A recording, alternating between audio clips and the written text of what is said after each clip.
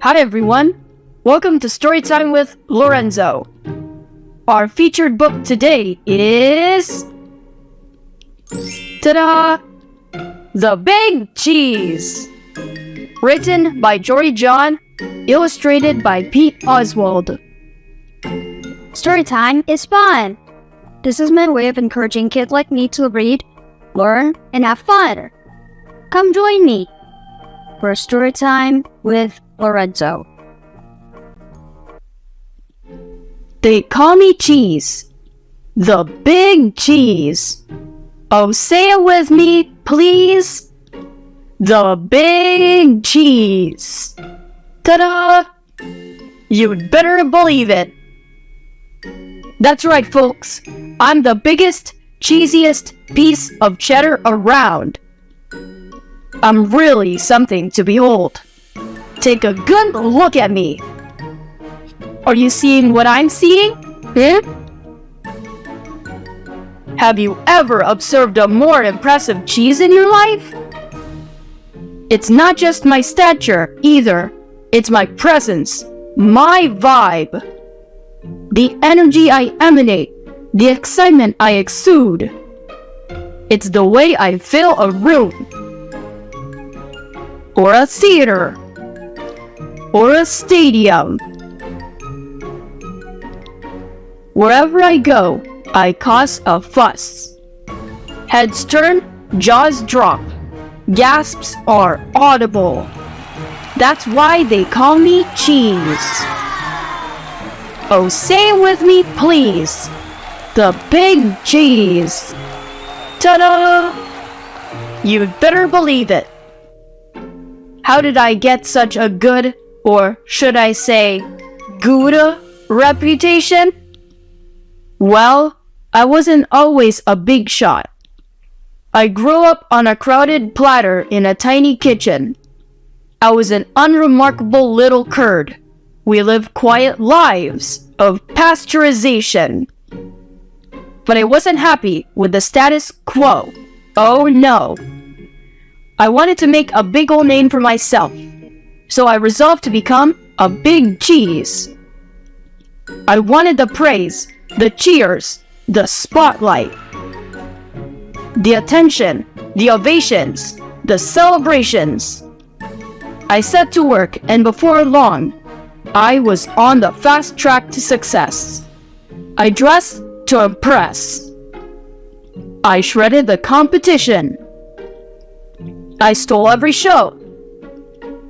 And then I'd brag non-stop to anybody who would listen. Hey, did you see me score that goal while I was literally yawning?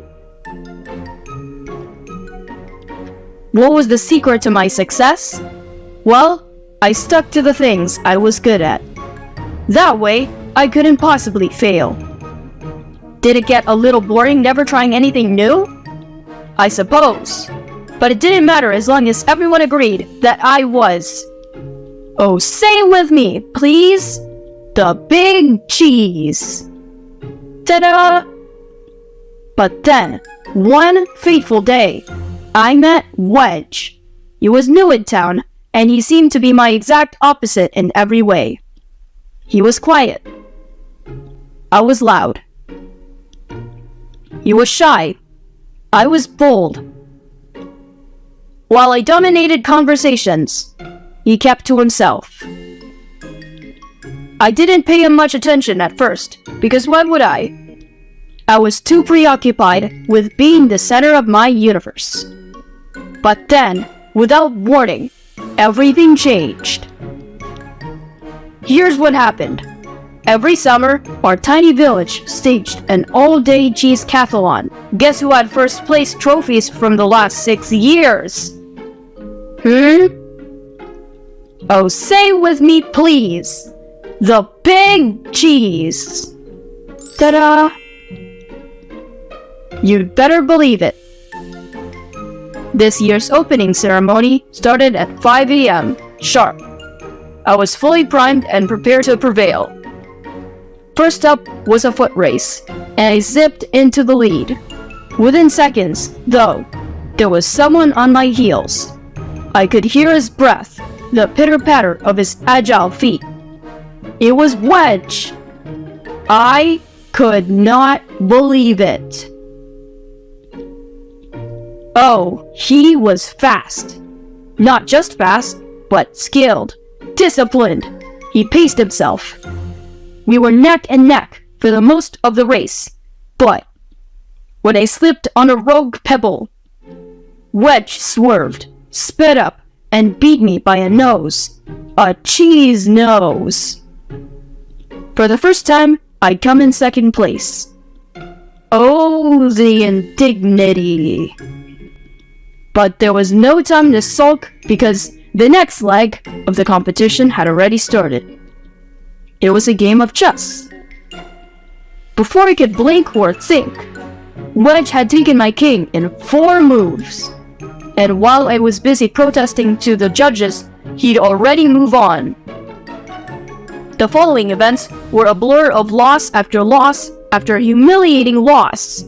Hat making, sheep herding, bread buttering. It turned out that Wedge was quietly excellent at everything. Even when he won, though, he didn't gloat. He was so humble. It was odd. It was disconcerting. It was absolutely baffling. Finally, I watched in dismay as Wedge trounced me one last time, and the day came to a bitter end. Well, bitter for me. At least I went through every possible emotion. No!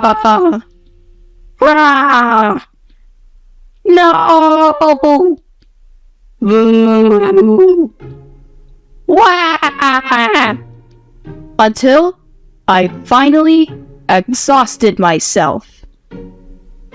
And as I lay in the muck, I heard a thunderous voice making the dreaded announcement.